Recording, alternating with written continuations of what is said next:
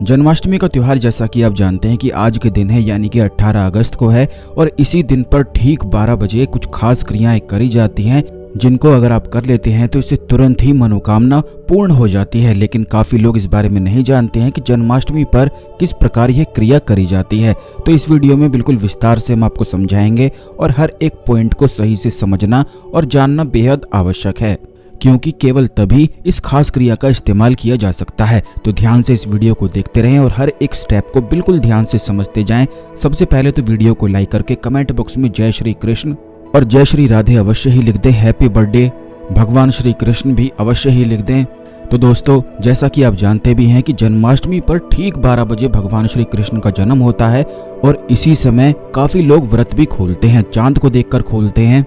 अगर आपने व्रत रखा है तो बहुत ही अच्छा है, लेकिन अगर आपने व्रत नहीं रखा है तब भी इस खास प्रयोग को किया जा सकता है। आपको केवल इतना करना है कि 11:30 बजे आपको बिल्कुल हाथ मुंह और पैर धोकर नहा धोकर बिल्कुल बैठ जाना है और ये प्रयोग खास करके खुले आसमान के नीचे ही आपको करना है। अगर आप अपने घर की छत पर बैठ सकते हैं तो बहुत ही अच्छा है, नहीं तो अपनी बालकनी में जहाँ से आसमान दिखता हो या फिर आपके कमरे की खिड़की से भी अगर आसमान दिखता हो तो कमरे में बैठकर भी इस खास प्रयोग को किया जा सकता है। इस प्रयोग को करने के लिए आपको आसन पर बैठकर भगवान श्री कृष्ण का ध्यान लगाते हुए ओम क्लीम कृष्णाय नमः मंत्र का जाप कम से कम आधे घंटे के लिए करना है। आपको काउंट बिल्कुल भी नहीं करना है, बस आधे घंटे बैठकर ध्यान से इस मंत्र का प्रयोग करना है और अपने पूरे ध्यान को थर्ड आई पर लगाते हुए भगवान श्री कृष्ण का ध्यान करना है। उसके बाद जैसे ही 12 बजते हैं या 12 बजे के बाद भी जैसे ही आप आधे घंटे बाद आंखें खोलेंगे तुरंत आपको अपनी मनोकामना बोल देनी है। तो इस बात का ध्यान रखना है कि आप कुछ छोटा सा टाइमर, हल्का सा टाइमर ऐसा लगा के सेट कर सकते हैं कि जब आप ध्यान करेंगे तो वो टाइमर जब बज जाए, जिससे आपको मालूम चल जाए कि अब 12 बज चुके हैं, बस उसी समय आपको अपने दोनों हाथों को एक साथ रगड़ते हुए थोड़ी ऊर्जाएं पैदा कर लेनी है। और हाथों को जब आप रगड़ेंगे तो इससे हाथों में ऊर्जाएं बन जाती है और यही हथेलियां आपको अपनी दोनों आंखों पर रखते हुए बस अपनी मनोकामना को बोल देना है।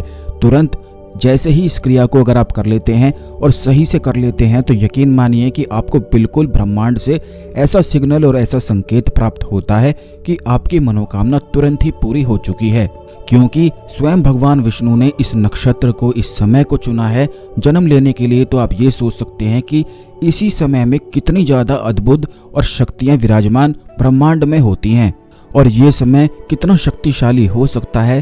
तो इस समय का अधिक से अधिक लाभ उठाएं। जब आप अपनी मनोकामना बोल देते हैं तो उसके बाद आपको एक लोटा जल चांद को अर्पित करके नमस्कार करके फिर उसके बाद आप कुछ भी कर सकते हैं।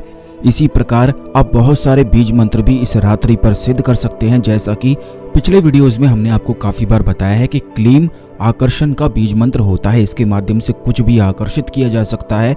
तो क्लीम बीज मंत्र का 10,000 से अधिक जाप अगर जन्माष्टमी पर रात को कर लिया जाए तो इससे यह बीज मंत्र सिद्ध हो जाता है। इसी प्रकार अगर 3-4 घंटे बैठकर किसी भी बीज मंत्र को जाप किया जाए और 1 लाख से अधिक जाप कर लिया जाए तो इससे वह बीज मंत्र पूरे जीवन के लिए सिद्ध हो जाता है।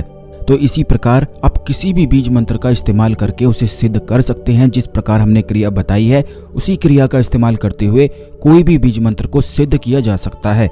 इस खास जानकारी को दूसरे लोगों के साथ भी अवश्य शेयर कर दें, जिससे सभी लोग इस जानकारी का लाभ उठा सकें।